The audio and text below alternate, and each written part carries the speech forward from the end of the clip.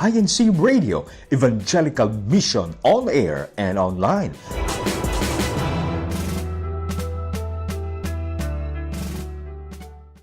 Kumusta po mga mahal naming taga-subaybay? Sana po ay nasa mabuting kalagayan kayo. At kami nag-aanyaya na samahan niyo po kami sa ating gagawing pagtalakay na ang layunin po ay makatulong sa inyong pong paghahanap ng katotohanan. Ako po kapatid na Orly de Guzman, makakasama po natin sina kapatid na Christian Cruz at kapatid na Vincent Valdez. Salamat po kapatid na Orly at kapatid na Vincent. Magandang araw din. Magandang araw sa inyo mga kaibigan at welcome po sa programang ito. Magandang araw po kapatid na Christian, magandang araw po kapatid na Orly. Magandang araw po sa inyo na aming mga listeners and viewers. Sana ay nasa maayos po kayong kalagayan, saan mang panig ng mundo po kayo naroroon. Mga mahal po naming kaibigan, sa pangunguna po ng aming tagapamahalang pangkalahatan, ang kapatid na Eduardo Manalo ay sinisikap po ng Iglesia ni Cristo na sa lahat po ng mabibisang kaparaanan ay aming maipakilala at maipaunawa sa marami kung gaano po kahalaga ang Iglesia ni Cristo na ngayon po ay naglilingkod sa inyo. Ang dahilan kapatid na Orly, ang isa po sa mga dahilan ay upang atin pong makasama ang atin pang ibang mga kaibigan sa tunay at marapat na paglilingkod sa Panginoon Diyos at lalo na po sa pagtatamon ng kaligtasan. Totoo yun kapatid na Christian at kapatid na Orly. Pero marahil ay itinatanong po ng iba kung bakit na nagagawa nating mamuhunan ng panahon, pagpapagal, gayon din po ng pagsasakripisyo sa ating ginagawang paglilingkod sa ating Panginoong Diyos sa loob po ng Iglesia ni Cristo. At yun ay pinagtataka ng marami sa dami raw ng maaaring pagkaabalahan sa kasalukuyan, bakit lagi tayong may panahon, maraming panahon para sa ating pagka-Iglesia ni Cristo. Opo. At yun ang ating ipaglilingkod sa ating mga kaibigan. Ano ang katwiran na nasa Biblia, kapatid na Vincent?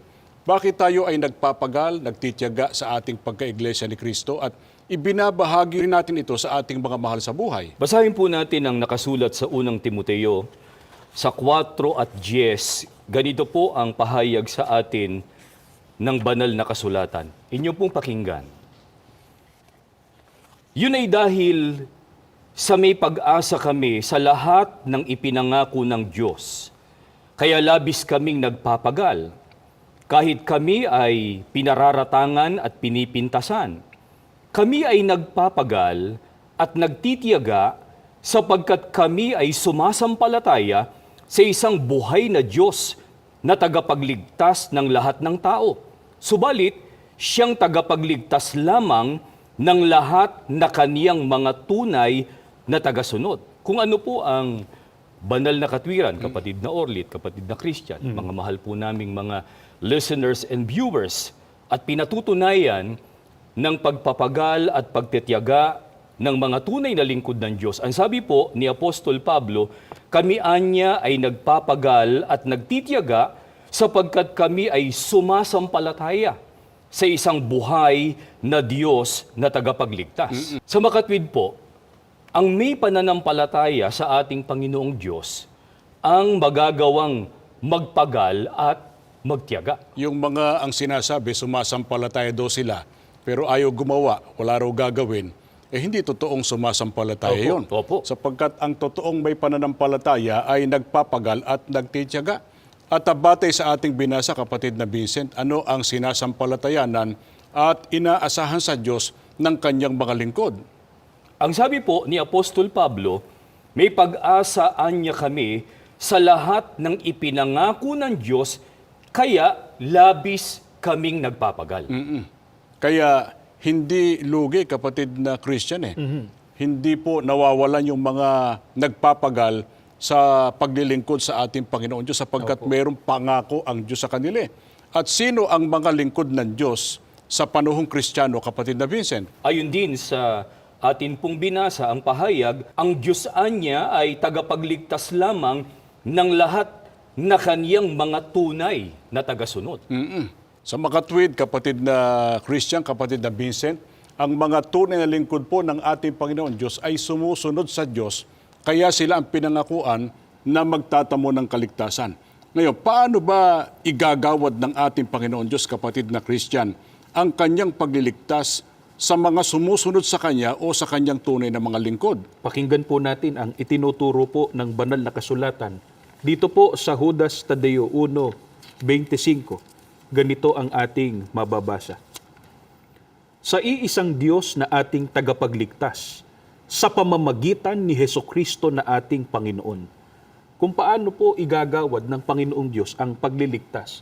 Ito po ay sa pamamagitan ng ating Panginoong Hesukristo. Kaya ang mga tagasunod ng Panginoon Diyos, sila po ay mga tagasunod din ng tagapagligtas na si Kristo. At bakit nila nagagawa, kapatid na Kristiyana, sumunod sa Diyos at sa ating Panginoong Hesukristo? Dahil po sila po ang pinangakuan ng ating Panginoong Diyos. Yan ang ating ipaglingkod naman kasi gaya ng alam ninyo, maraming nagsasabi sila ay tagasunod ng ating Panginoong Hesukristo. Opo. Ang kanilang Panginoon daw ay ang ating Panginoong Hesukristo. Sino ang mga tagasunod ng tagapagligtas na si Kristo? At ayon sa Biblia, ano ang aral na kanilang sinunod sa ating Panginoong Hesukristo? Basahin po natin ang nakasulat sa Juan 10:7 at 9. Ganito po ang pahayag ng ating Panginoong Hesukristo. Kaya muling nagsalita si Jesus, buong katotohanang sinasabi ko sa inyo, ako ang pintuan ng kulungan ng mga tupa. Ako ang pintuan. Ang sino mang taong pumasok sa loob ng kawan, sa pamamagitan ko ay maliligtas. Nais po nating ipapansin, kapatid na Orly at kapatid na Christian, Apo. sa atin pong mga taga-subaybay, na kung ipakilala po ng Biblia ang mga tagasunod ng tagapagligtas na si Kristo, mga tupa po ng ating Panginoong Hesukristo. Sapagkat ang pastol o pastor na sinusunod ng kanyang mga tupa ay ang ating Panginoong Hesukristo. Balikan natin yung ating iniwang tanong kanina, kapatid na Vincent. Ano ang aral ni Kristo na sinunod ng kanyang mga tupa na yun ay aral na ikapagtatamo ng kaligtasan? Ang utos po na pumasok sa loob po ng kawan ayon po sa ating binasa. Kaya batay sa mga talatang iyan ng Biblia, kapatid na Vincent, sino ang mga taong tagasunod ng Diyos at ni Kristo at sigurado ang pagtatamo ng kaligtasan? Sila po ang mga pumasok o napaloob na sa kawan na siyang pinapapasukan ng ating Panginoong Hesukristo. Pero sandali, kapatid na Christian, pagka ang pinag-uusapan ay kawan ng ating Panginoong Hesukristo, Opo. Maraming kung ano-anong sinasabi ang ating mga kababayan o yung mga merong relihiyong kinabibilangan. Ang kawan daw, basta naniniwala sa Panginoong Hesukristo, kinikilala siyang Panginoon, tagapagligtas, kawan na rin ng ating Panginoong Hesukristo. Pero yung ba ang sinasabi sa Biblia, ang kawan ba ay ang kahit anong relihiyon o ang lahat ng relihiyon na nagpapakilalang relihiyong Kristiyano raw? Hindi po. Maliwanag po kung alin po ang kawan na binabanggit. Pakinggan po ninyo mga kaibigan ang mababasa natin dito sa Gawa sa 20:28 mula po sa salin ni Ginoong George M. Lamsa. Babasahin na po sa pagkakaliwat sa wikang Filipino. Ingatan ninyo kung gayon ang inyong sarili at ang buong kawan. Narito'y hinirang kayo ng Espiritu Santo na mga katiwala upang pakanin ang Iglesia ni Kristo na binili niya ng kanyang dugo. Napakaliwanag po, kapatid na Orly at kapatid na Vincent, na ang kawan na tinutukoy ay ang Iglesia ni Kristo. Sa makatwid, ang mga tao na nasa loob ng Iglesia ni Kristo, mga kaanib sa Iglesia ni Kristo, ang pinatutunayan na sumunod sa ipinag-uutos ni Kristo, kaya sila ang mga tunay na tagasunod na makaaasa sa mga pangako ng Diyos. Kaya nasasagot yung itinatanong at nasa isip ng iba nating mga taga-subaybay. Bakit gano'n na lang natin pinahahalagahan Opo. ang ating pagka-iglesia ni Kristo? Bakit sinisikap natin na maakit sa iglesia ang ating mga mahal sa buhay at ang marami pang mga tao sa iba't ibang panig ng mundo? Ang dahilan, mga mahal po naming kaibigan, narito po sa iglesia ni Kristo ang ating ikapagtatamo ng kaligtasan. Nasa loob po ng Iglesia ni Kristo ang mga tunay pong tagasunod ng Diyos at ng ating Panginoong Hesukristo. At bukod dyan, liwanagin natin, kapatid na Vincent, ano pang ipinangako ng ating Panginoon Diyos na ito'y inaasahan din ng mga sumunod sa ating Panginoong Hesukristo? Basahin po natin ang sagot sa Isaias 65:17 hanggang 19. Ganito po ang pagtuturo sa atin ng Biblia. Mataman ninyo ngayong bigyang pansin. Ako ay lumilikha ng mga bagong langit at ng bagong lupa. Lahat ng naunang mga bagabag, kaguluhan, at kirot ay mga bagay na lumipas na, dapat nang kalimutan. Tumingin kayo sa hinaharap ng may kagalakan. Umasa kayo sa aking nililikha. Aking lilikhain ang Jerusalem na gaya ng lubos na kagalakan. Aking lilikhain ang aking bayan na gaya ng dalisay na kasiyahan. Ako ay magagalak sa Jerusalem, masisiyahan sa aking bayan.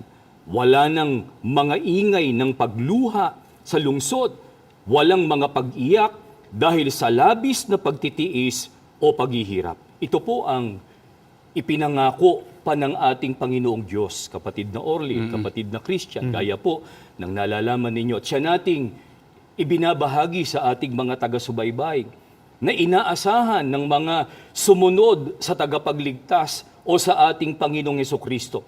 Ang sabi po ng ating Panginoong Diyos, ako ay lumilikha ng mga bagong langit at ng bagong lupa. Ito rin yung tinatawag na bayang banal o bagong Jerusalem. Sandali, kapatid na Vincent. Opo. Yan bang buhay at pamumuhay doon sa bayang banal kapareho lang ng buhay at pamumuhay ng mga tao sa mundong ito? Hindi po. Dahil ang sabi po ng ating binasa, lahat anya ng naunang mga bagabag, kaguluhan at kirot ay mga bagay na lumipas na. Wala nang mga ingay ng pagluha sa lungsod. Walang mga pag-iyak dahil sa labis na pagtitiis o paghihirap. Doon walang hirap, walang dalamhati, walang pagluha, walang kamatayan. Puro wala Opo. Pero ano ang mayroon doon sa bayang banal, kapatid na Vincent? Ang sabi po sa ating binasa, naroon anya ang dalisay na kasiyahan at lubos na kagala. Yan ang dahilan kung bakit nais nating makasama ang marami pang mga tao sa Iglesia ni Cristo, sapagkat nais nating makasama sila doon sa bayang banal Opo. na ipinangako ng ating Panginoon Diyos. At marapat lang na pagpagalan ng tao ang kanyang paglilingkod sa ating Panginoon Diyos, sapagkat napakadakila noong ipinangako ng Diyos na tatamasahin ng kanyang mga tagasunod. Opo. Kaya ano ang payo natin doon sa ating mga kaibigan, mga kababayan na nakakapakinig na sa pangangaral ng Iglesia ni Cristo? Huwag pong tumulad sa iba na napababayaan yung mga bagay na ukol sa espiritual o para sa Panginoong Diyos. Nakakalimutan yung para sa kanilang kaligtasan. Paano ba inilarawan ng ating Panginoong Hesukristo, kapatid na Christian, yung mga tao na hindi napag-ukulan ng pagpapahalaga ang para sa kanilang kaligtasan? Ganito po ang mababasa natin, mga kaibigan, sa pahayag po sa pagtuturo ng Panginoong Hesukristo dito sa Lucas 14, 16 hanggang 21 at 24 at 15. Ganito ang ating mababasa. Tumugon si Jesus sa pamamagitan ng paglalarawang ito. Isang lalaki ang naghanda ng isang malaking piging at nagpadala ng maraming paanyaya. Nang handa na ang lahat, inutusan niya ang kanyang lingkod upang ipaalam sa mga panauhin na oras na upang sila ay dumating. Subalit, silang lahat ay nagpasimulang magdahilan. Sinabi ng isa na kabibili lamang niya ng isang bukid at nais niyang inspeksyonin ito at nakiusap na siya ay pagpaumanhinan. Sinabi naman ng isa na kabibili lamang niya ng 5 pares ng baka at nais niyang subukin ang mga ito. Ang isa naman ay kapapakasal lamang at dahil doon ay hindi siya makararating. Nagbalik ang lingkod at iniulat sa kanyang Panginoon kung ano ang kanilang sinabi. Nagalit ang kanyang Panginoon at sinabihan siyang magtungong madali sa mga lansangan at makikipot na daan ng lungsod upang anyayahan ang mga pulubi, mga lumpo, mga pilay at mga bulag. Sapagkat wala isa man sa mga una kong inanyayahan ang makatitikim kahit katiting ng aking inihanda para sa kanila. Pagkarinig nito, isang lalaking nakaupo sa hapag na kasama ni Jesus ang napabulalas. Anong dakilang pribilehiyo ito na makapasok sa kaharian ng Diyos? Ang binasa po natin, kapatid na Orly at kapatid na Vincent, ay pagtuturo ng Panginoong Hesukristo sa pamamagitan ng isang talinghaga. At ito ay talinghaga tungkol doon sa mga hindi nagpahalaga sa kaligtasan. Meron anyang isang lalaki na naghanda ng malaking piging at marami siyang inimbitahan, kapatid na Christian. Ano naging pagtugon ng mga inimbitahan doon sa malaking piging? Silaan niya ay mga nangagdahilan. At batay niya sa talinhaga, ano-ano raw yung mga idinahilan kaya hindi sila makadadalo doon sa handaan? Ang isa po ay kabibili lamang ng isang bukid. Ang isa naman po ay kabibili naman po ng 5 pares ng baka at ang isa naman po ay kapapakasal lamang. Ano naging damdamin at pasya nung naghanda doon sa mga hindi dumalo, mga inimbitahan niya pero hindi dumalo doon sa handaan? Nagalit po. At ang sabi pa nga po ay ipinasya niya na isa man sa mga nagdahilan, hindi po makatitikim kahit katiting nung kanyang mga inihanda. Alin ba yung sinasabing hindi matitikman kahit katiting noong mga imbitado pero nagdahilan? Sa huliang bahagi po ng binasa natin ay sabi, ito ay ang dakilang pribilehiyo na makapasok sa kaharian ng Diyos. Kaya yung mga nahadlangan ng iba't ibang kadahilanan hindi makapapasok sa langit. Opo. Hindi magtatamo ng kaligtasan. Pero baka nag-iisip sila, masama bang bumili ng bukid, bumili ng baka, kapatid na Christian? Hindi po. At talagang kailangan po na ang tao'y magtrabaho, magsipag sa pagtatrabaho.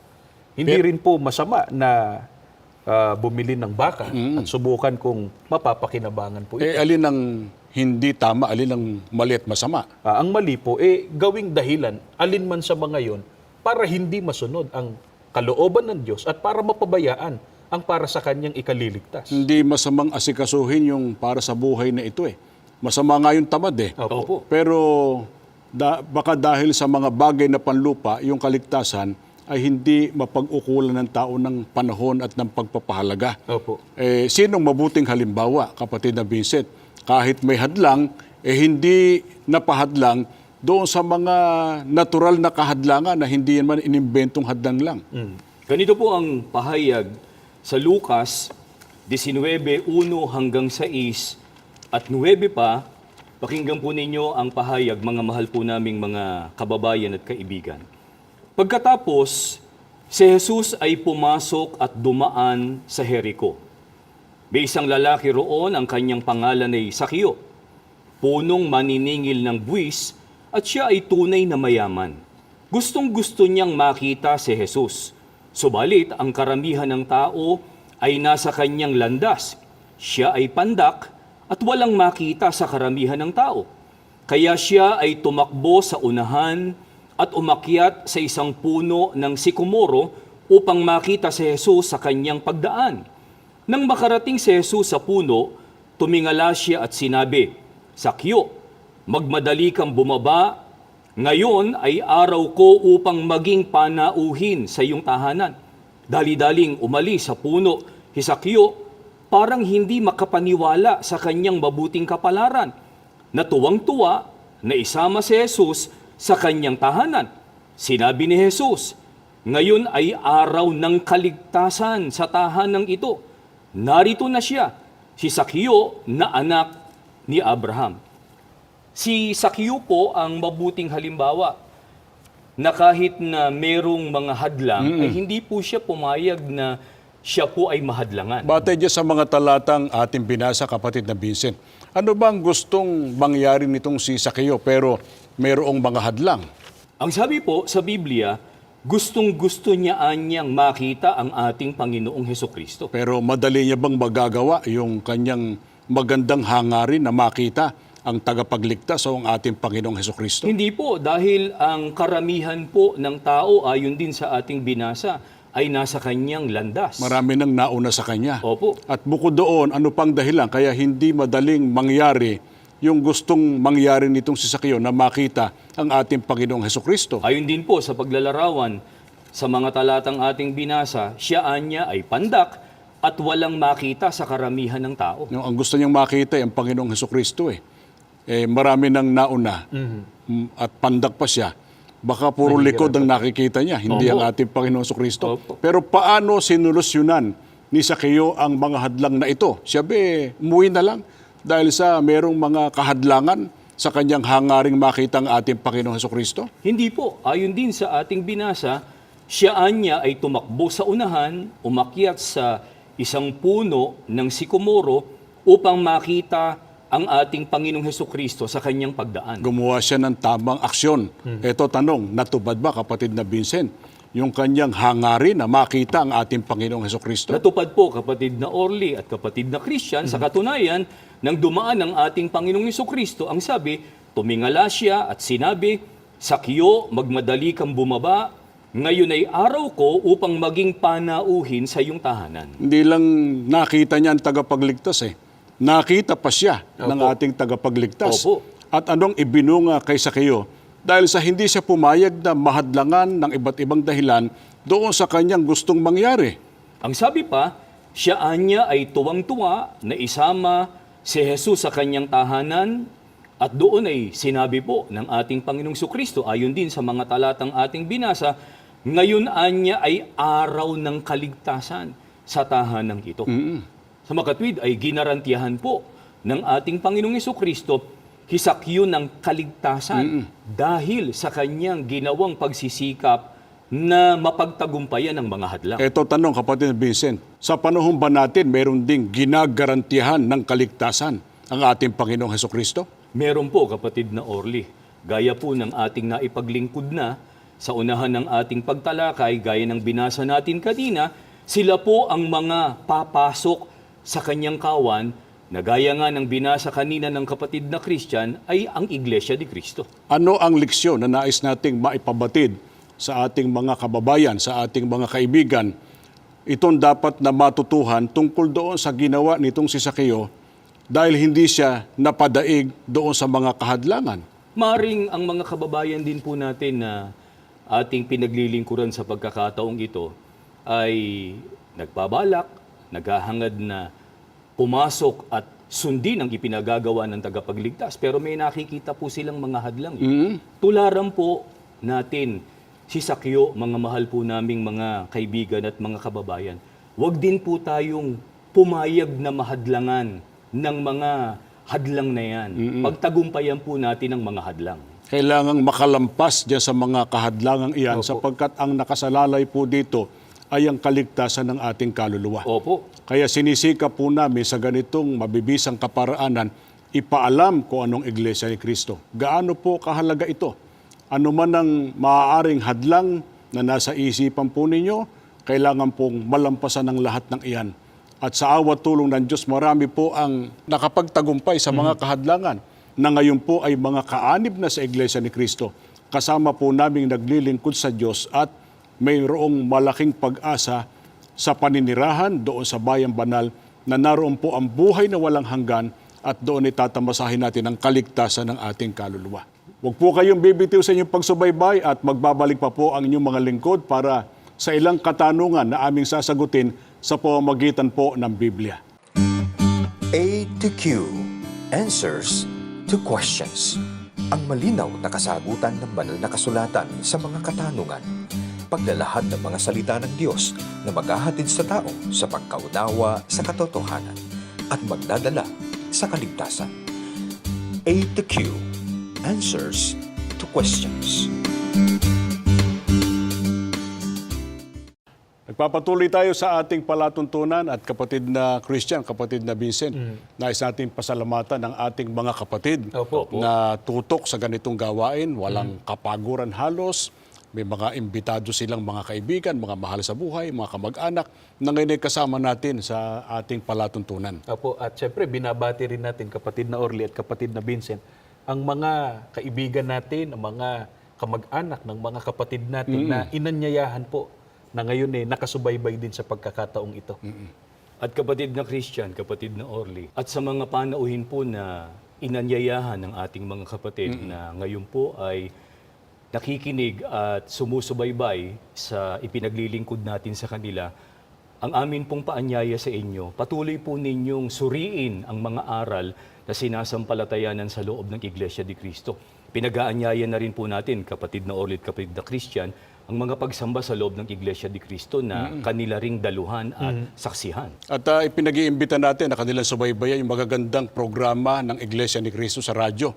Katulad ng Biblia o Kuro-Kuro, pati yung salita ng Diyos ang tanging lunas. Opo. Na pwedeng subaybayan ng ating mga kaibigan, suriin nila kung ano Iglesia ni Cristo, ikumpara nila doon sa aral na kanilang pinaniniwalaan, ng aral ng Biblia na ating sinasampalatayanan. Opo. Katulad ni Lance Molina na isang kaanib sa Iglesia Katolika, nagpadala ng katanungan sa atin. Panoorin natin ang kanyang pagtatanong. Ako po si Lance Molina, isang Catholic. Gusto ko lamang pong itanong kung bakit hindi po kayo naniniwala sa Holy Trinity. Bilang Katoliko, talagang di tayo nagtataka. Yan ang kanyang paniniwala sa Diyos na binubuo ng tatlong persona, na bukod sa Ama, Diyos din daw ang Anak, at Diyos din daw ang Espiritu Santo. Na tinitindigan naman natin, batay sa Biblia, na ang ganong doktrina, ganong aral, ay labag sa pagtuturo ng banal na kasulatan. At yan ang ating ipaglilingkod, kapatid na Vincent at kapatid na Christian. Opo. Anong aral ng Biblia tungkol sa Diyos ang sinasalungat ng paniniwala tungkol sa tinatawag na Santissima Trinidad? Pakinggan po natin ang nakasulat dito po sa Genesis 35:11. Ganito po ang ating mababasa. At sinabi sa kanya ng Diyos, "Ako ang Diyos na makapangyarihan sa lahat. Ikaw ay lumago at dumami ka. Isang bansa at isang kapisanan ng mga bansa ang magmumula sa iyo, at mga hari ay lalabas sa iyong balakang."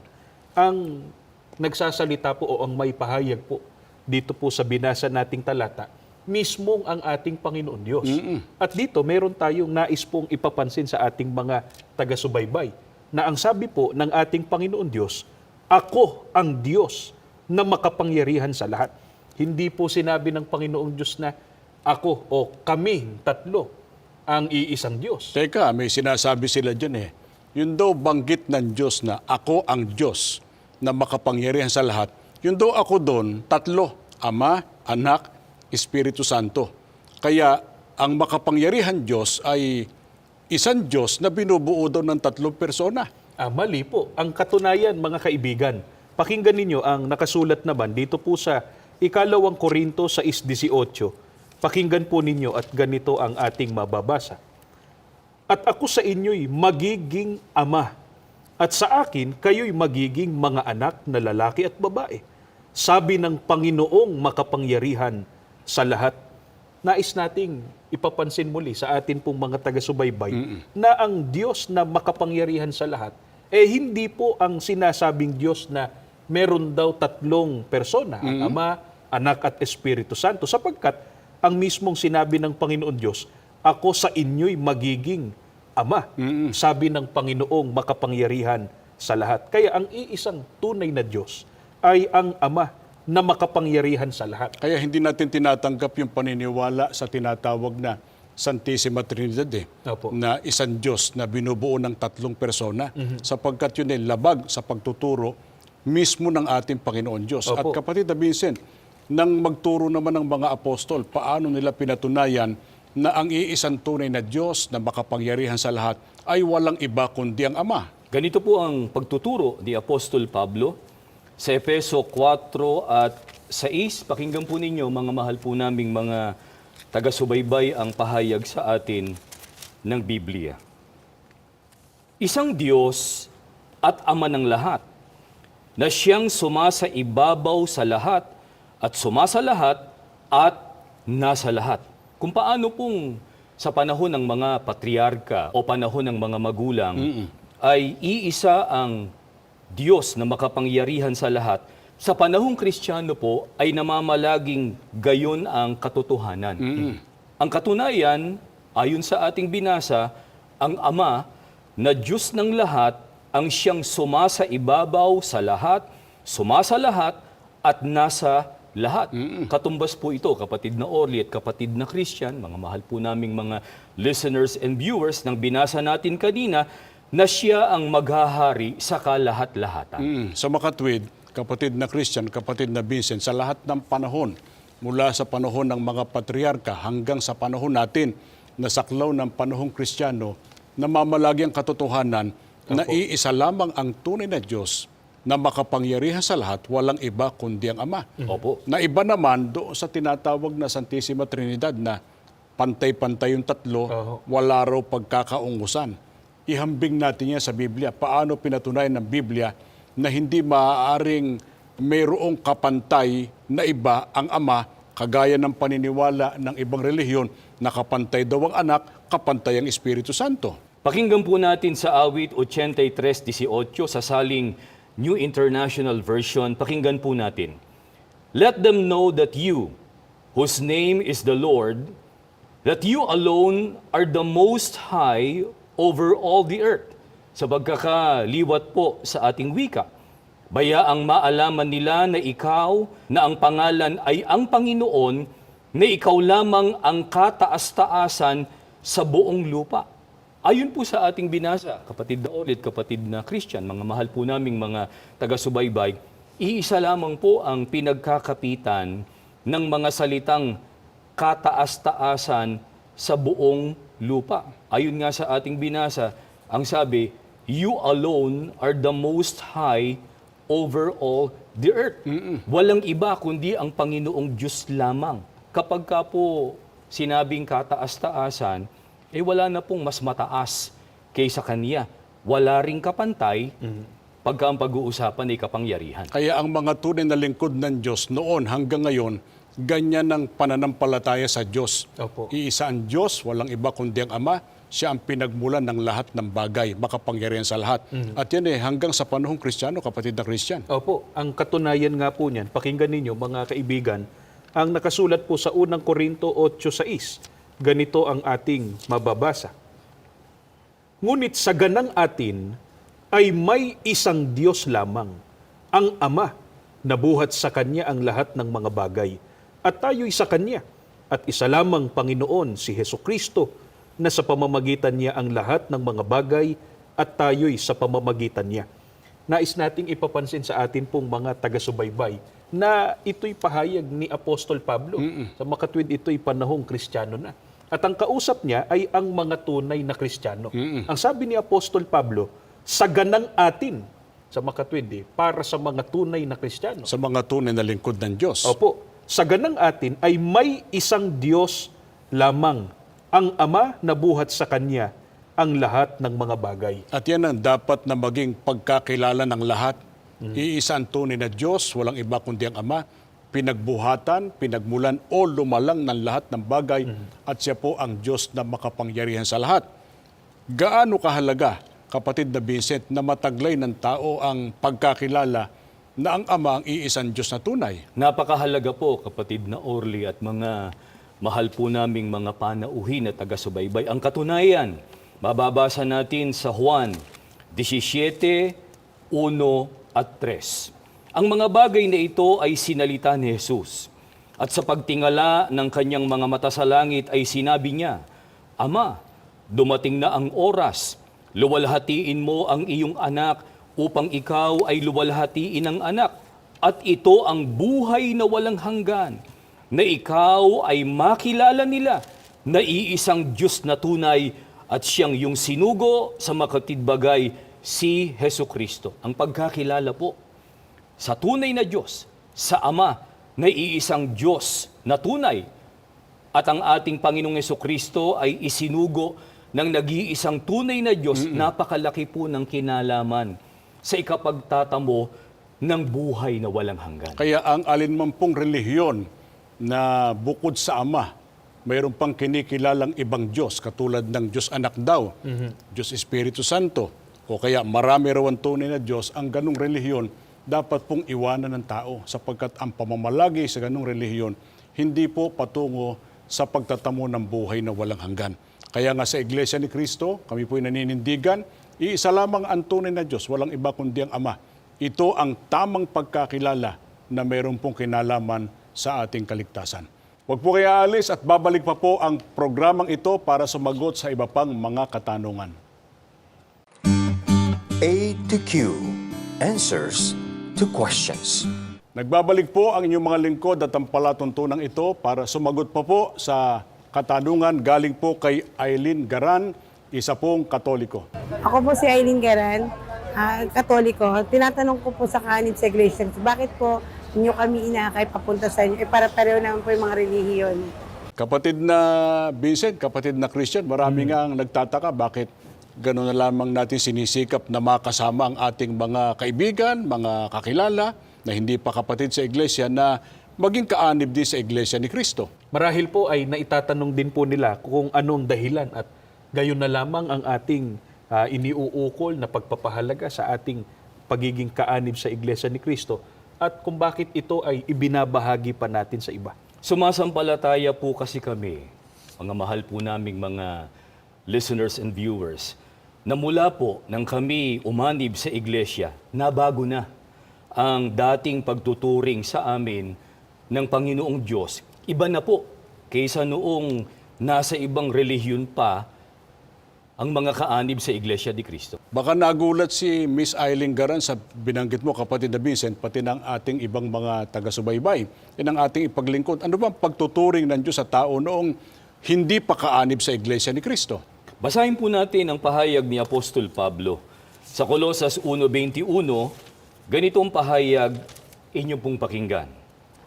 Dati, malayo kayo sa Diyos at ibinilang nakaaway dahil sa masama ninyong pamumuhay. Ang kausap po dito ni Apostol Pablo, gaya ng alam nyo, kapatid na Orlit, kapatid na Christian, mga mahal po naming mga taga-subaybay, ay ang mga Kristiyano noong unang siglo. Anong ipinapaalala ni Apostol Pablo sa kanila, kapatid na Vincent? Ang sabi po niya, dati malayo kayo sa Diyos. At ibinibilang niya nakaaway dahil sa masama ninyong pamumuhay. Teka, kapatid na Christian, baka hinihintay nilang kasagutan. Bakit dati ay malayo ang mga taong yan sa Diyos at itinuturing pang kaaway? Ang dahilan po ay dahil sa kasalanan. Ang katunayan po, mga kaibigan, pakinggan po ninyo ang nakasulat dito sa Isayas 59:1 hanggang 2. Ganito po ang ating mababasa. Makinig kayo ngayon. Ang Panginoon ay hindi napakahina upang iligtas kayo at hindi siya nabibingi. Naririnig niya kayo kapag kayo'y tumatawag. Ngunit, ang problema ay pinutol ng inyong mga kasalanan ang inyong kaugnayan sa Diyos. Dahil sa kasalanan, itinalikod niya ang kanyang mukha sa inyo at hindi na makikinig. Ito pong dahilan kung bakit naging malayo sa Diyos ang mga tao. Dahil po sa kasalanan. Ang katunayan, sabi nga po, sa binasa nating talata, ang problema ay pinutol ng inyong mga kasalanan ang inyong kaugnayan sa Diyos. Baka sabihin ng iba, alam namin yan. Kaya nga nagsisikap kami, idugtong ang aming kaugnayan sa Diyos sa pamamagitan ng mga pananalangin, ng mga pagtawag sa Kanya, ng mga paglilingkod, para makabalik kami sa tamang kaugnayan sa ating Panginoon Diyos. Hindi rin po maaari sapagkat ang sabi po sa binasa natin, dahil sa kasalanan, itinalikod niya ang kanyang muka sa inyo at hindi na makikinig. Sa makatwid, ang kasalanan po ay nagsilbing pader sa pagitan ng tao at ng Panginoon Diyos para anumang pagtawag, anumang paglilingkod ang gawin ng taong nagkasala, hindi siya pakikinggan ng ating Panginoon Diyos. At anong lalong mabigat na pasya, kapatid na Vincent, ng ating Panginoon Diyos sa mga taong nalagot o naputol ang kaugnayan sa Kanya at itinuring pang kaaway dahil sa kasalanan? Basahin po natin ang pahayag sa Hebreo 10:27. Ganito po ang sagot sa atin ni Apostol Pablo. Kundi isang kakilakilabot na paghihintay sa paghuhukom at isang kabangisan ng apoy na lalamon sa mga kaaway. Ito lalong mabigat na kalagayan ng mga taong nahiwalay sa Diyos dahil sa kasalanan at itinuturing niya na kanyang kaaway. Ang pasya po ng ating Panginoong Diyos, ang sabi ni Apostol Pablo, isaan niyang kakilakilabot na paghihintay sa paghuhukom at isang kabangisan ng apoy na lalamon sa mga kaaway. Kaya ganyan kahabag-habag, kapatid na Vincent, kapatid na Christian, ang kalagayan ng mga taong hiwalay sa Diyos dahil sa kasalanan. Opo. Nakatakda pang parusahan sa dagat-dagatang apoy pagdating ng araw ng paghuhukom. Pero Wala na bang solusyon para makaalis ang tao sa ganyang napaka-miserabling kalagayan, kapatid na Christian? Meron po. At yan ay itinuturo po ng banal na kasulatan. Kung paano po, mga kaibigan, pakinggan ninyo ang nakasulat sa Efeso 2.13. Ganito po ang ating mababasa. Datapwat ngayon kay Kristo Jesus kayo na noong panahon ay nalalayo, ay inilapit ng dugo ni Kristo. Kung paanong ang mga taong dating malayo po sa Panginoon Diyos at itinuring pa na kaaway dahil po sa kasalanan, maging malapit sa Panginoon Diyos. Ang sabi po ni Apostol Pablo, kayo na noong panahon ay nalalayo, ay inilapit ng dugo ni Kristo. Sa makatwid, dapat tiyakin po ng tao na siya ay makabilang doon sa mga taong inilapit ng dugo ng ating Panginoong Hesukristo. Kasi hindi na putol ang kanilang kaugnayan sa Diyos eh. Opo. Baka sabihin ng iba, lahat ng may relihiyon nakinabang sa biyayang yan. Kaya ipaglingkod natin alang-alang sa mga nagsusuri. Anong ginawa ng ating Panginoong Hesukristo para mailapit sa Diyos ang mga taong dating malayo at itinuturing pa na kaaway ng ating Panginoon Diyos? Basahin po natin sa Epeso 2:15. Na inalis ang pagkakaalit sa pamamagitan ng kanyang laman, kahit kautusan na may mga batas at ang palatuntunan, upang sa dalawa ay lalangin sa kanyang sarili ang isang taong bago. Sa ganito'y ginagawa ang kapayapaan. Para po ang mga dating malayo ay mailapit ng ating Panginoong Hesukristo sa ating Panginoong Diyos. Ang sabi ni Apostol Pablo, lumalangan niya siya ng isang taong bago. Nung malalang ang isang taong bago, kapatid na Vincent, kaaway pa ba ng Diyos ang pagtuturing niya sa mga tao? Hindi na po. Ang katunayan, ang sabi ni Apostol Pablo, sa ganito anya'y ginagawa ang kapayapaan. Kaya nasolusyonan yung mabigat na problema, kapatid na Vincent, kapatid Opo. na Christian. No? Dating hiwalay, dating kaaway, pero nailapit sa ating Panginoon Diyos dahil sa ating Panginoong Hesukristo sa pamamagitan ng paglalang sa isang taong bago. Baka nag-iisip ang iba, kapatid na Vincent, alin ba yung binabanggit na yun na taong bago? Ano ba kabalangkasan nun? Basahin po natin mula sa Biblia ang pahayag, Kolosas 1:18. At siya ang ulo ng katawan sa makatwid bagay ng iglesia. Ang kabalangkasan o bumubuo doon sa isang taong bagong binabanggit kanina ni Apostol Pablo, ulo po at katawan. Ang ating Panginoong Hesukristo ang ulo at ang iglesia ang kanyang katawan. Pero sa paningin ng ating Panginoong Diyos, si Kristo bilang ulo, ang iglesia bilang kanyang katawan, isa ng taong bago. Naroon ang kapayapaan ng tao sa ating Panginoon Diyos. Iglesia Katolika siguro yan, kapatid na Christian, baka iniisip ng iba. O kaya Iglesia Episcopal, Iglesia Metodista, Iglesia Baptista. Yung ba ang pangalan ng iglesyang katawan ng ating Panginoon Jesucristo? Hindi po. Para po, wag tayong magkamali at tama ang ating maging kasagutan. Biblia po ang ating sasangguniin. Pakinggan ninyo dito po sa Roma 16:16, letra por letra, mga kaibigan, pakinggan po ninyo. Magbatian kayo ng banal na halik. Lahat ng iglesia ni Kristo ay bumabati sa inyo. Ang pangalan po ng iglesia na pinangunguluhan ng Panginoong Hesukristo ay Iglesia ni Kristo. Sa makatwid, ang mga taong naging sangkap o kaanib ng Iglesia ni Kristo, ang pinatutunayan po na nailapit ng dugo ni Kristo, naging malapit na sa Panginoon Diyos sapagkat tinanggap na ang kapayapaan. Kasundunan ng ating Panginoon Diyos, hindi nakaaway. At ano nang natitiyak, kapatid na Christian, ng mga taong nakasundo na ng Diyos dahil sila'y mga iglesia ni Kristo na. Nakatitiyak na po ng kaligtasan. Ang katunayan po, mga kaibigan, pakinggan ninyo ang nakasulat sa Roma sa 5:10. Ganito ang ating mababasa. Dati, tayo'y mga kaaway ng Diyos. Ngunit ngayon, tinatanggap na niya tayong mga kaibigan alang-alang sa pagkamatay ng kanyang anak. Kaya't tiyak ang pagkaligtas natin sa pamamagitan ng pagiging buhay ni Kristo. Kung ano po ang natitiyak ng mga naging kasundunan ng Panginoon Diyos o ng mga naging kaanib sa Iglesia ni Kristo, ang sabi sa Biblia, tiyak ang pagkaligtas natin sa pamamagitan ng pagiging buhay ni Kristo. Kaya anong dapat na pagsikapan ng lahat ng tao? Dapat pagsikapan po ng lahat ng tao na siya ay maging kaanib sa loob ng Iglesia ni Kristo. para makasundo ang ating Panginoon Diyos at magtamo ng kaligtasan. Sa amin pong pagbabalik, isang katanungan pa pong aming sasagutin. Huwag po kaya alis. A to Q. Answers to questions. Alam po namin nariyan pa kayo para abangan ang pagsagot namin sa isa pang katanungan. Sino nagtanong, kapatid na Christian? Ang nagtanong po ay si Mr. Arnico Cajeda, isang kaanib sa Iglesia Katolika. Narito po ang kanyang katanungan. Ako po si Arnico Cajeda, isang Katoliko. At ako po naniniwala na mayroon pong paghukom. At nais ko rin po sanang maligtas. Ano po ang magiging kaibahan kung ako'y magiging kaanib ng Iglesia ni Cristo? Kapatid na Vincent, kapatid na Christian, marami talagang naniniwala sa paghuhukom na sa araw na yun ay babalik ang ating Panginoong Hesukristo.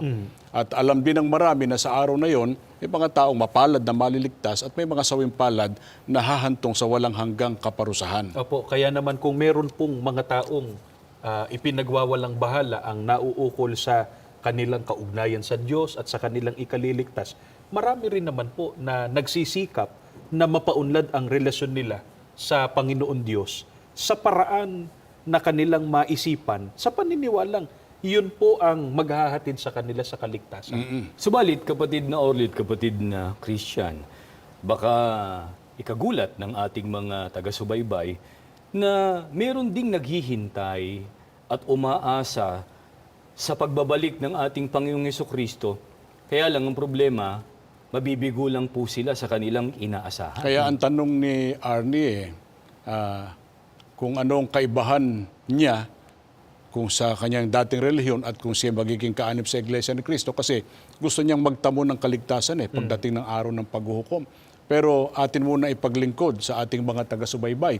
Sino ba nangako na magbabalik ang ating Panginoong Hesukristo? Basahin po natin sa Juan 14:2 hanggang 4. Ganito ang pahayag sa atin ng Biblia. Sa bahay ng aking ama ay maraming tahanan. Kung di gayon ay sinabi ko sana sa inyo, sapagkat ako'y paroroon upang ipaghanda ko kayo ng dakong kalalagyan. At kung ako'y pumaroon at kayo'y maipaghanda ng kalalagyan, ay muling paririto ako at kayo'y tatanggapin ko sa aking sarili, upang kung saan ako naroroon, kayo naman ay dumuon. At kung saan ako paroroon, ay nalalaman ninyo ang daan. Ang Panginoong Hesukristo po mismo, gaya po ng alam ninyo, kapatid na Orly, kapatid na Christian, ang nangako na siya po ay muling paririto.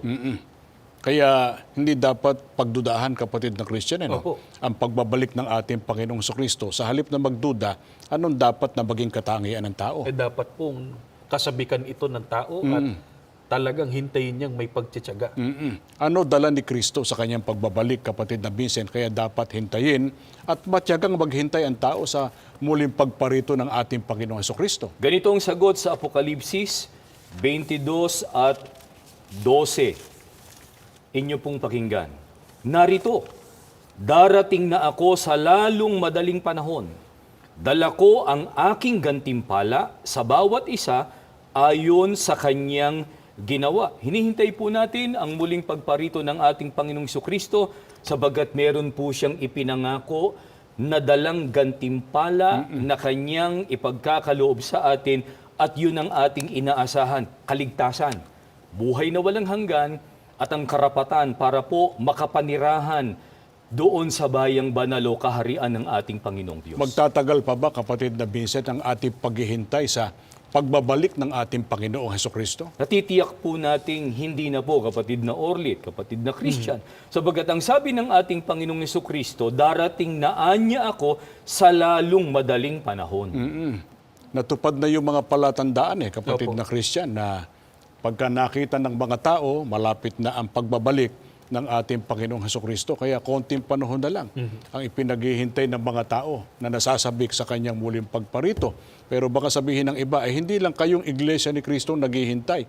Kami man, baka sabihin ng mga Adventista, kaya nga Adventista kami, naghihintay kami sa kanyang pagbabalik. Baka yun din sabihin ng mga kaanib sa iba't ibang relihiyon. Inaasahan nila, kinasasabikan nila na babalik ng ating Panginoong Hesukristo. Pero sinong naghihintay sa kanyang pagbabalik, kapatid na Christian, ang magiging mapalad sa araw na yon? Pakinggan po natin ang itinuturo ng banal na kasulatan. Dito po sa ikalawang Pedro sa 3:14, ganito po ang ating mababasa.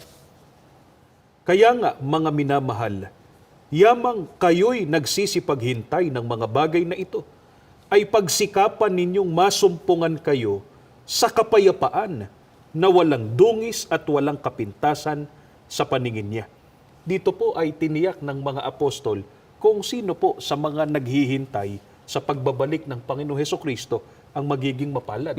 Sila po ang mga nagsikap na masumpungan sa kapayapaan na walang dungis at walang kapintasan. Baka sabihin ng iba, kami yan. Kasi sinisikap namin na kami ay magkaroon ng kapayapaan sa lahat ng tao. Wala kaming kaaway. Kahit ipagtanong nyo kami sa aming barangay, wala kaming kasamaan ng loob. Bagaman, magandang katangian na wala kang kaaway Opo. Na meron kang magandang pakikipagkapwa-tao sa mga nakapaligid sa iyo. Pero saan ba naroon yung kapayapaan na binabanggit ng Biblia na doon dapat datnan ng Panginoong Hesukristo ang tao para maging mapalad? Basahin natin ang sagot ng Biblia. Sa Kolosas 3:15, ganito po ang pahayag sa atin. At maghari sa inyong puso ang kapayapaan ni Kristo. Dadya'y tinawag din naman kayo sa isang katawan at kayo'y maging mapagpasalamat. Pansinin po natin, mga mahal po naming mga listeners at viewers, na ang mga taong nagtamo ng kapayapaan, tinawag po sila sa isang katawan. Binasa na natin kanina kung alin yung katawang yun Yun ang iglesia na ang Pangulo ay ang ating Panginoong Hesukristo. Opo. Ano pangalan ng iglesia niyo, kapatid na Christian? Ayon din po sa binasa natin kanina sa Roma 16:16, ito po ay ang Iglesia ni Kristo. Kaya sinong mga tao ang daratnan ni Kristong nasa kapayapaan o sigurado ang pagtatamo ng kaligtasan? Sila po ang mga naging kaanib sa loob ng Iglesia ni Kristo. Bakit may kapayapaan ang mga kaanib sa iglesia ni Kristo? Kaya sigurado ang kaligtasan sa araw ng paghuhukom, sa pagbabalik ng Panginoong Hesukristo. Ganito po ang itinuturo ng Biblia. Dito po sa Roma sa 8:1, pakinggan po ninyo mga kaibigan. Kaya nga, hindi nahahatulang maparusahan ang mga nakipag-isa kay Kristo Jesus. Tiniyak po ni Apostol Pablo na ang mga nakipag-isa sa ating Panginoong Hesukristo, batay na nga sa marami na nating pag-aaral, silang mga naging sangkap o kaanib ng Iglesia ni Kristo, hindi na anya hahatulang maparusahan. Kaya meron silang kapayapaan Opo. Wala na sila sa ilalim ng hatol na parusa pagdating ng araw ng paghuhukom. Bakit kaya siguradong hindi hahatulang maparusahan ang mga kaanib sa iglesia ni Kristo? Baka iniisip nila, kayo man nagkakasala din, nagkakamali din. Pero bakit sigurado na hindi nahahatulang maparusahan? Sa Roma Kapitulo 8 pa rin po sa bersikulo 33 hanggang 34, ganitong ating mababasa. Sino ang maghaharap ng sakdal laban sa mga hinirang ng Diyos? Gayong ang Diyos ang nagpapawalang sala sa kanila. Sino nga ang hahatol ng kaparusahan?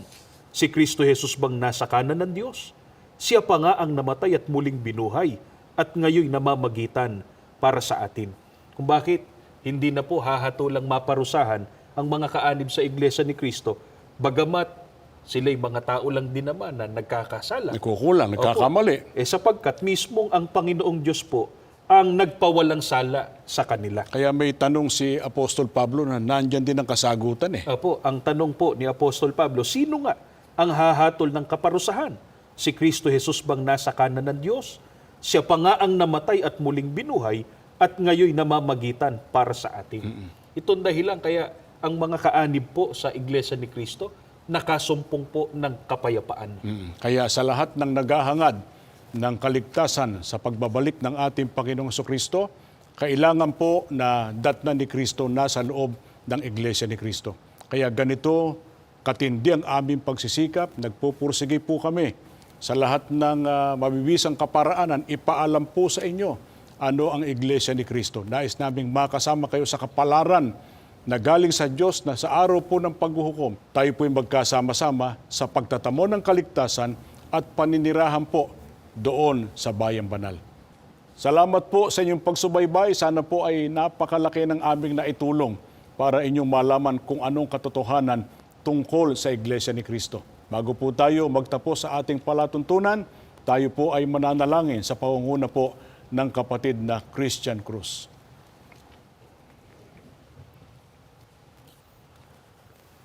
Panginoon po naming Diyos, salamat po ng napakarami sa iyo. Amen. Muli mo pong kinasangkapan ng palatuntunan ito ng iyong iglesia upang maibahagi po namin sa aming mga kaibigan at sa lahat ng aming mga taga-subaybay ang iyong mga kalooban na kailangan po nilang sampalatayanan at sundin upang makasama po namin sila sa tunay na paglilingkod Amen. at higit po sa lahat sa pagmamana ng mga pangako mo po, lalo na po ng pangakong kaligtasan. Amen.